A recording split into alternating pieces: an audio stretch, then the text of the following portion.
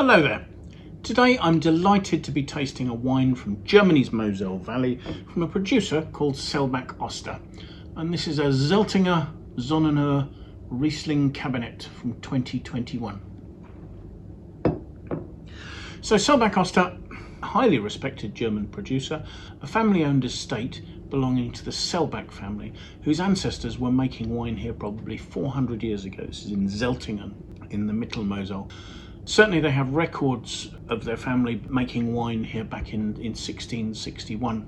And there are other records from a similar sort of period showing them selling wine to people outside the area and it being exported down the river to these other markets. So clearly they were quite well established by that stage, and their wines obviously were desirable. The proprietors today are Johannes and Barbara Selbach, and their son Sebastian is the current winemaker here. The long period of time the family have been living and working in Zeltingen has enabled them to accumulate a fantastic set of vineyards for their estate. Predominantly these are in Zeltingen, where they have the Sonnenuhr, the Schlossberg and the Himmelreich vineyards. They also have vines in the Wehlener Sonnenuhr, which is a continuation of the Zeltinger Sonnenuhr. They have vines in Graacher Domprobst. Then they have a few vines in Bernkastel in the Graacher vineyard. Not only do they have exceptional sites, but the vines they have planted in them are predominantly Riesling. They have a tiny amount of Pinot Blanc and even smaller amount of Gewürztraminer planted. These Riesling vines, though, many of them are 100 years old or so, and they're all planted on their own roots, so that there's no grafting going on here. My assumption is that the blue Devonian slate soils here don't allow phylloxera to thrive, and thus they're safe. Now this stretch of hillside is on the right bank of the Mosel, and these relatively steep vineyards face predominantly south-southeast. And you get a combination of the dark blue Devonian slate soils being very good at collecting and retaining the heat during the summer day and reflecting those back out to the plant at night. You have the moderating influence of the Mosel River and the steepness of the slopes giving some really good sunlight inception. So this is a fantastic place to be producing Riesling wines. Zeltinger Sonnenuhr, this vineyard, is a continuation of the Wehlener Sonnenuhr. So if you head downstream from Bernkastel towards Zeltingen, first you get to Wehlener, and then you go through into Zeltingen. It's a steep vineyard, and you have protruding areas of cliff, the large Devonian slate boulders making up much of the topsoil here.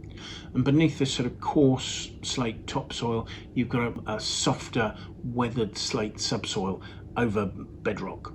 The vineyard has a full southern exposure, and actually it also benefits from the fact that there's a barrage here. I suppose I would refer to it as a weir that's keeping back some of the water, and so it's in fact giving a little bit more of the moderating influence of the body of water to this particular location. So the combination of weathered slate and primary rock in the soils here means that this is one of the driest vineyards in the region, and the vines have to work really hard to get their roots right down into the soil and find what water resources they can, further restricting the yields of these old vines. So you're getting wonderful concentrated fruit from this site. The designation Kabinett refers to the fact that this is a wine made from fully ripened grapes. So these are grapes that do not need the addition of sugar to be able to get up to the alcohol level that's needed for them to be a stable wine. And the name Kabinett itself comes from the idea that this is a relatively everyday wine. It's the sort of thing you would have in the cabinet in the kitchen, available to drink on a fairly regular basis. 2021 is regarded as a fairly classic cool climate vintage, so I'm expecting some really good pungent acidity and some lovely precise perfumes in this particular wine as a result. Winemaking here at Selbach-Oster uses the most limited of interventions. The wines ferment in old oak 1,000-litre foeders, so these are large oval barrels which will largely be lined after a few years of use with tartrate crystals from previous fermentations. So these won't be giving any oak influence to the wine whatsoever, but they will allow the gentle ingress of oxygen to just to help with the ferment, just to allow the wine to soften and harmonise as it develops.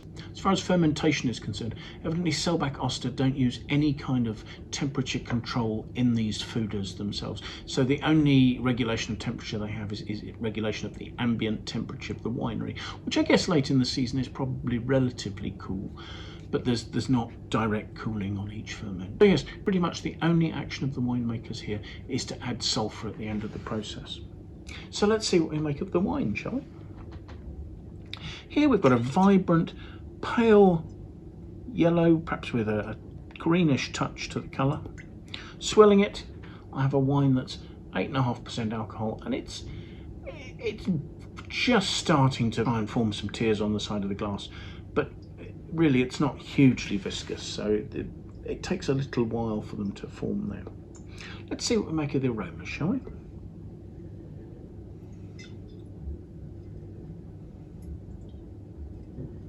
The aromas are a vivid, pungent, sharp, well-defined lime note with some top notes of sort of flintiness, perhaps a touch of gunpowder. Certainly I should have said the fermentations here go on using indigenous yeasts, so only the yeasts that are in the winery already, or those that have come in on the fruit. And that is quite characteristic of an indigenous ferment, almost sort of crackling note to the top notes of the aromas. Something slightly wild and untamed about it. So that's for taste.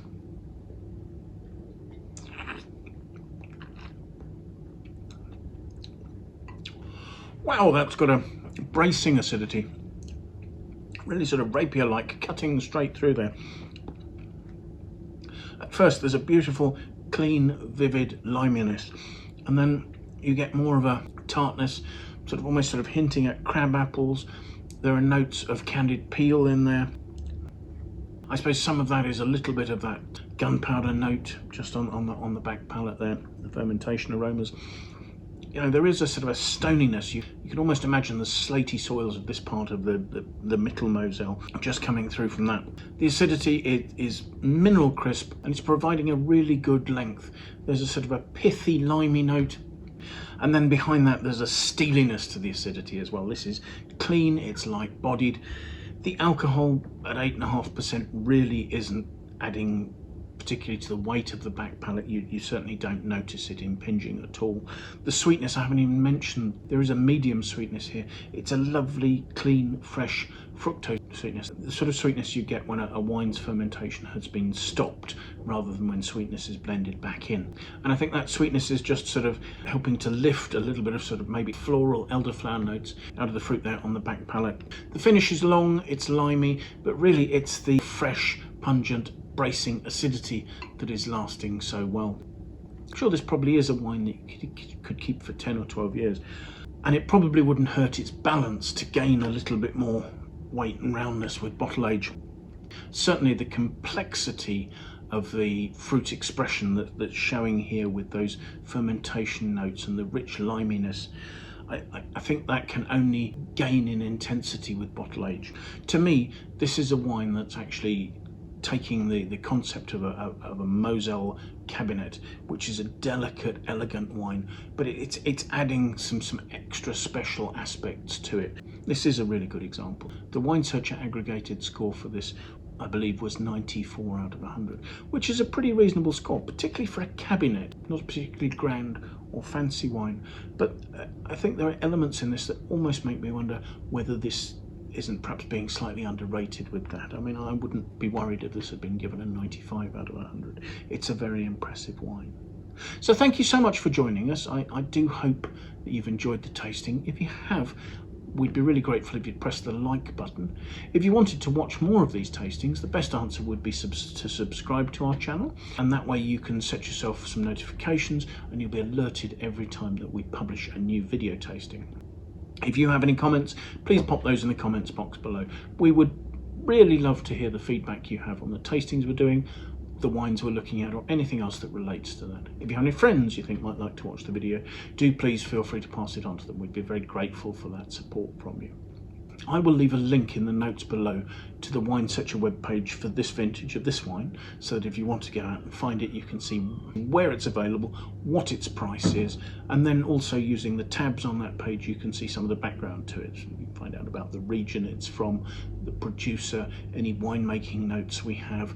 There are links to the critics pages. You can see any awards it's won, you can see its price history. So hopefully we've managed to put together as much information as you'd need if you're thinking of buying this wine.